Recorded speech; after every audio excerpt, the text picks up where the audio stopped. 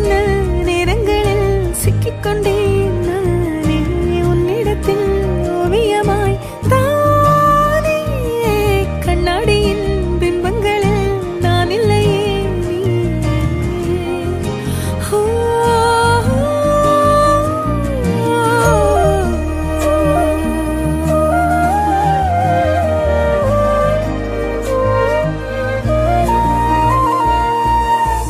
பத்தாம போயாச்சே பூமி எல்லாம் இங்க கேட்காம